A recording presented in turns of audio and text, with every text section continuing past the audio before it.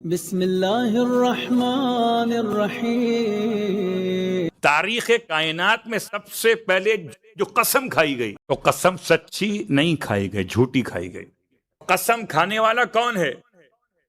یاد رکھیے، جھوٹی قسم کھا کے آپ کو راستہ بتائے وہ کل بھی شیطان تھا اور آج بھی شیطان ہے۔ تو قسموں میں نہ پڑیے، قسمت کے ساتھ چلیے کہ خدا نے ہر انسان کے لیے راستہ ہدایت کا آسان کیا۔ اس نے کیا کہا کہ اگر آپ یہ پھل کھا لیں گے تو آپ دونوں ہو جائیں گے فرشتے۔ اس لیے اللہ نے آپ کو منع کیا کہ آپ فرشتے نہ ہو جائیں، آپ کو تو انسان بننا ہے۔ کیا انداز ہے! شیطان کے ایسے ہیلے اور بہانے ہوتے ہیں کہ مولوی کو مولوی بن کر بہکاتا ہے۔ اب باقی آپ خود صلوات پڑھے ہوں، سمجھ لیجیے۔ اللہم صلی اللہ۔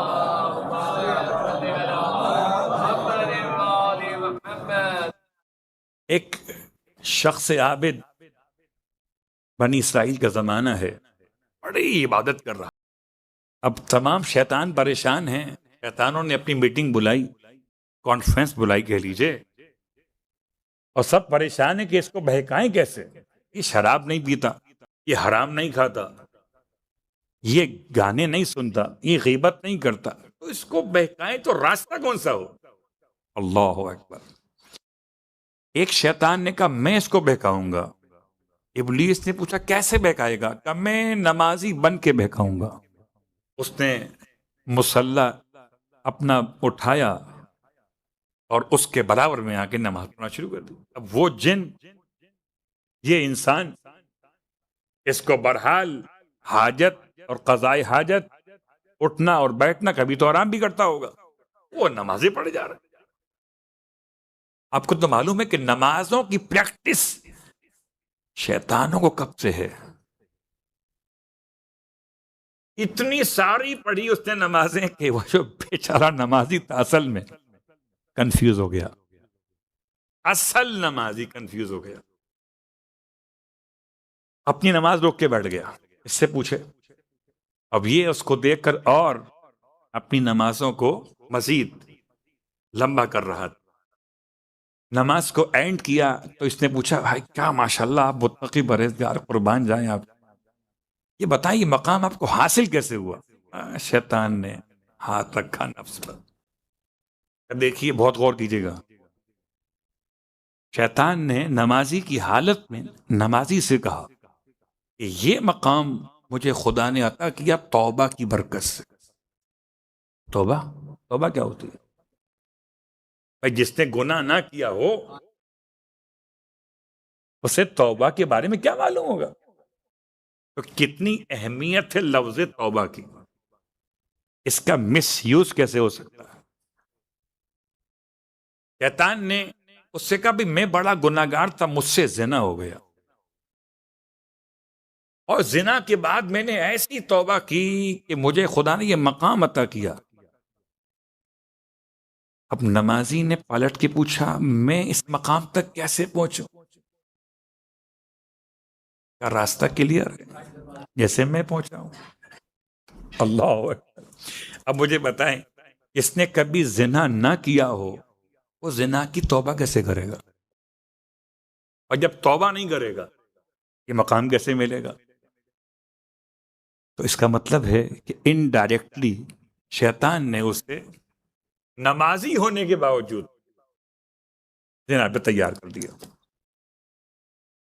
خالی تیار نہیں کیا بلکہ ایڈریس بھی دیا۔ عجیب بات ہے، یہ نکل کے اپنے عبادت گاہ سے اس آبادی میں پہنچا کہ جہاں کا ایڈریس اس کو شیطان نے دیا۔ خاتون سے ملاقات ہوئی گناہ میں، ایک نام تھا اس زمانے میں اس خاتون کا۔ اس عابد کو سب جانتے تھے کہ یہ پہاڑوں پہ رہتا ہے، یہ تو اللہ والا ہے، اس کا کیا تعلق ہمارے گھر سے؟ گناہگار عورت نے اس سے کہا کہ آپ یہاں کیسے آ گئے؟ کہ میں گناہ کے لیے آیا ہوں تاکہ توبہ کر سکوں۔ یہ آپ سے کس نے کہا؟ ایک نمازی دیکھ کر آیا ہوں۔ اتنا بڑا نمازی بن گیا اس عمل کی برکت سے۔ اللہ ہے، گناہ کے بعد توبہ کی برکت سے۔ میں چاہتا ہوں کہ میں اس مقام پر پہنچوں۔ گناہ گار عورت، اب سوچئے گا، کبھی کبھی ہم سمجھتے ہیں شاید کہ کوئی عورت اچھا مشورہ کیا دے گی، عورت ہے نا۔ اس خاتون نے جو زنا میں مشہور تھی، اس عابد سے کہا ضرور وہ شیطان ہوگا، اس نے تم جیسے پرہیزگار کو میرے پاس بھیج دیا۔ اللہ اکبر۔ کہا تجھے اس سے کیا مطلب؟ کہا ایک مرتبہ میری درخواست ہے، اب جا کے اس سے مل کر آئیے کہ وہاں پر ہے کہ نہیں ہے، میں یہاں موجود ہوں۔ اللہ اکبر۔ اب عابد جب پلٹ کے گیا تو نہ مصلی تھا نہ نمازی۔ خدا نے اس ایک مشورے کی برکت سے اس خاتون کے سارے گناہ بخش دیے۔ اس نے ایک نفس کو گناہ سے بچا لیا، اس نے ساری انسانیت کو گناہ سے بچا لیا۔ خالی جان بچانا جان ظاہر کے معنی میں نہیں ہوتا، بلکہ باطنی جان بھی تو ہے۔ اگر کسی انسان کو آپ نے گناہ سے بچا لیا، یا سارے انسانوں کو گناہ سے بچا لیا۔ شیطان کے بہکانے کا طریقہ بہت غور کیجیے گا، میں یہاں پر لائق ہوں آپ کو کہ شیطان ہر ایک کو اس کے انداز سے بہکاتا ہے، ہر ایک کو اس کے انداز سے، کوئی ذاکر ہو، کوئی عالم ہو، خطیب ہو، کوئی نمازی ہو، پرہیزگار ہو، روزہ گزار ہو، کوئی قاری قرآن ہو، کوئی تاجر ہو، کوئی طالب علم ہو، ہر ایک کو اس کے اعتبار سے، اس کے مزاج کے لحاظ سے بہکاتا ہے۔ تو شیطان نے حضرت آدم کو کیسے بہکایا؟ کہ میں آپ کو بتاتا ہوں، خاص راز کی بات ہے، خدا نے اس لیے منع کیا ہے۔ اب چونکہ حضرت آدم یہ تو جانتے ہیں نا کہ شیطان پرانا فرشتوں میں بیٹھنے والا ہے، اس لیے منع کیا کہ اگر آپ نے یہ پھل کھا لیا تو آپ ہمیشہ کے لیے فرشتے بن جائیں گے، یا ہمیشہ کے لیے جنت میں رہ جائیں گے، اور خدا آپ کو زمین پر بھیجنا چاہتا ہے تو کھا لیجئے۔ اور میں تو قسم کھاتا ہوں آپ کے لیے کہ میں آپ سے نصیحت کر رہا ہوں، آپ سے بڑی محبت ہے مجھے۔ نصیحت کسے کی جاتی ہے؟ ایک لہجے کے لیے حضرت آدم دشمنی بھول گئے کہ شیطان ہی واحد تھا جس نے سجدے سے انکار کیا تھا، اور اس کی باتوں میں آ گیا۔ اور جیسے ہی آپ نے وہ خوشہ گندم کو نوش کیا تو آپ کے لباس جنت آپ کے بدن سے الگ ہو گئے۔ اب ایک پیغام یہ بنا کہ اگر خدا اپنی جنت میں بلانا چاہتا ہے تو لباس کی اہمیت، بدن کے چھپانے کی بڑی اہمیت۔ جو لباس انسان سے دور کر رہا ہے وہ معاشرہ جنت کا تو ہو سکتا ہی نہیں۔ جنت میں قلبی با لباس لوگ تھے، اور جب جائیں گے تو لباس سے محبت کرنے والے ہی جائیں گے۔ لباس ظاہر ہو، لباس باطن ہو۔ لباس ظاہر تو اپنے بدن کو چھپانا، جو چھپانا واجب ہے، اور لباس باطن تقوی پروردگار۔ صلوات پڑھے محمد والے۔ اور اب پروردگار، آپ کو تو معلوم ہے کہ دنیا میں جنت ہے کہ نہیں؟ روضۃ من ریاض الجنہ، یہاں پر ہے کہ نہیں؟ اللہ کے رسول کے حرم میں، جنت البقیع میں، جنت المالا میں، مسجد کوفہ میں، نجف اشرف میں، کاظمین و سامرہ اور مشہد میں، اور کربلا تو پوری کی پوری جنت ہے۔ جب کربلا پوری کی پوری جنت ہے تو کوئی جنت تھی جہاں آدم رہے تھے؟ اب اللہ نے جو لفظ کو استعمال کیا کہ نیچے اتر جاؤ، تو نیچے اترنے کا مطلب مکان سے یا مقام سے، مقام سے۔ اب تک یہاں رہ رہے تھے، کھانا پینا فری مل رہا تھا، تو اس مقام سے نیچے اتر جاؤ۔ مثال دیتا ہوں آسان سی، مکان اور مقام میں کیا فرق ہے؟ امام بارگاہ علی رضا، جب آپ آتے ہیں تو اوپر سیڑھیاں چڑھ کے یہاں تک آتے ہیں، جب واپس جاتے ہیں تو دونوں کام ہو جاتے ہیں، آپ مکان سے بھی اتر جاتے ہیں اور مقام سے بھی اتر جاتے ہیں۔ کیا مطلب؟ فرش ازاں سے فرش پہ آ جاتے ہیں اور بلندی سے نیچے آ جاتے ہیں۔ لیکن حضرت آدم والے کیس میں یہ بلندی سے اترنا نہیں ہے، جنت اوپر نہیں تھی، یہ بالکل ایسے جیسے کوئی باغ سے باہر نکل جائے۔ صلوات پڑھے محمد والے محمد۔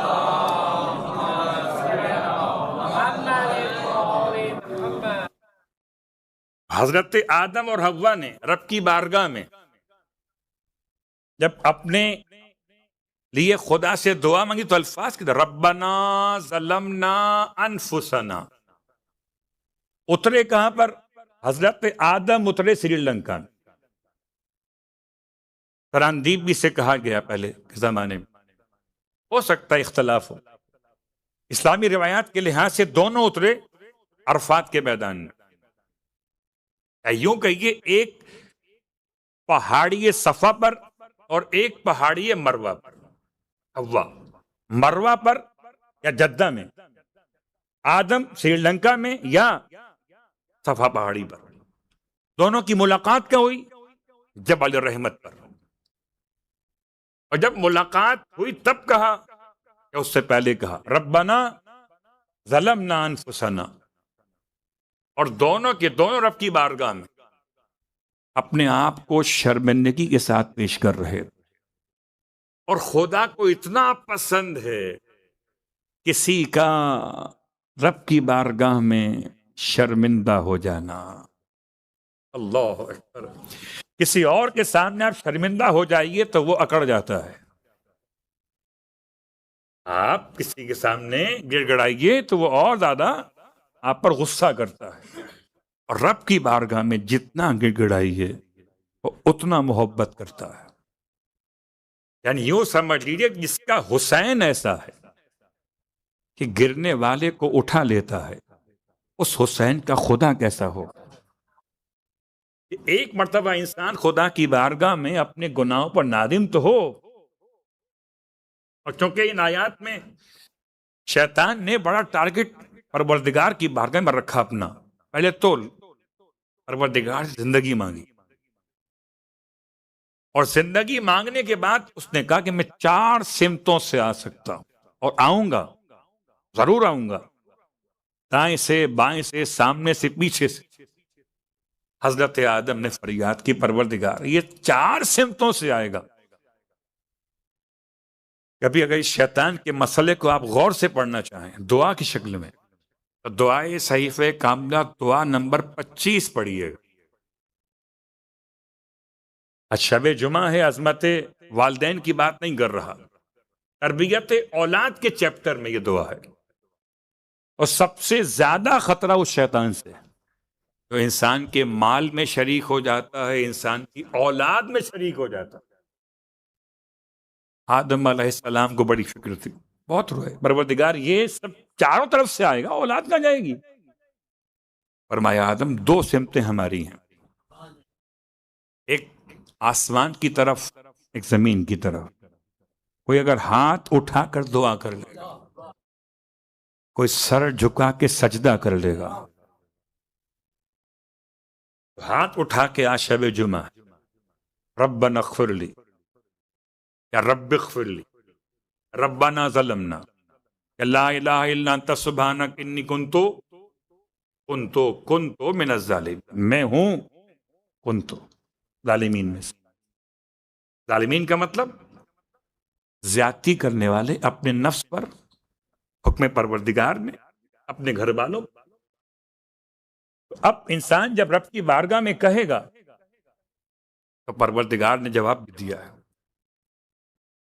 حضرت یونس کا واقعہ، جناب آدم کا واقعہ، جب آپ نے توبہ کی فتاب علیہ، مگر کلمات اللہ نے آدم کو عطا کی ہے، اور کلمات کیا تھے اس پر بات کل آئے گی۔ آج ان کلمات حتیٰ کہ لفظ آمین کی تکرار 10 مرتبہ، صرف قل هو اللہ احد کی تکرار بھی 10 مرتبہ ہے دعائے شرع، اور عظیم الشان دعا.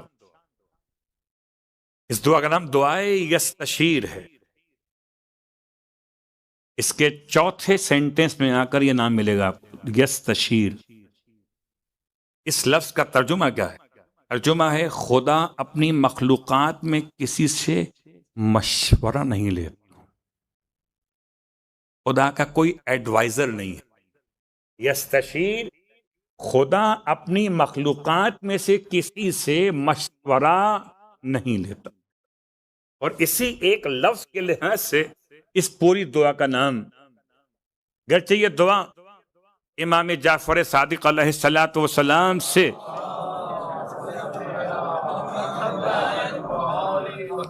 اور آپ نے اپنے آباء و اجداد کا حوالہ دیتے ہوئے اس دعا کو ملایا مولائے کائنات سے، اور مولائے کائنات کے الفاظ کہ اللہ کے رسول نے مجھے یہ دعا تعلیم فرمائی، اور یہ دعا کنوز العرش میں سے ہے. اس کو ہم کہہ سکتے ہیں دعائے کنز العرش، عرش کا خزانہ، کہ اس دعا کے کلمات عرش خدا سے جا کے ایسے لپٹ جاتے ہیں، الفاظ پیغمبر جیسے شہد کی مکھیاں چکے سے لپٹ جاتی ہیں. یہ دعا کے الفاظ کی اہمیت. دعائے یستشیر، اس میں کیا خاص بات؟ اس سے پہلے اس کے فضائل اتنے زیادہ ہیں، اللہ اکبر. فرماتے ہیں اگر کوئی انسان اس دعا کی تلاوت کرے، والدین ناراض ہے اولاد سے، تو اولاد والدین کو راضی کیسے کرے؟ والدین اگر زندہ ہوں تو ان سے ایکسکیوز کیا جا سکتا ہے. انتقال والدین کے بعد والدین کو راضی کرنا اعمال کے ساتھ اور اس دعا کے ساتھ کہ جو شخص یہ دعا پڑھے گا خدا اس کے اور اس کے والدین کے درمیان کے معاملات کی اصلاح کر دے گا. اگر ناراض بھائی بھائی سے، بہن بھائی سے، شریک حیات رفیق حیات سے اپنے معاملات کو ٹھیک کرنا چاہیں، دعائے یستشیر پڑھیں، خدا ٹوٹے ہوئے دلوں کو جوڑ دے گا. دعائے یستشیر کی کیا برکت؟ فرماتے ہیں اگر 3 دفعہ ایک ہی نشست میں بیٹھ کے پڑھیں گے، بہت طویل نہیں ہے یہ، 3 دفعہ پڑھنے کے لیے آپ کے لیے 1 گھنٹہ بہت ہے، میکسیمم 1 گھنٹہ. 3 مرتبہ ایک ہی نشست میں بیٹھ کے پڑھے گا، 1 گو کے اندر، اور جو دعا مانگے گا پیغمبر فرماتے ہیں کہ وہ دعا پلک جھپکنے سے پہلے پوری ہو جائے گی. دعائے یستشیر.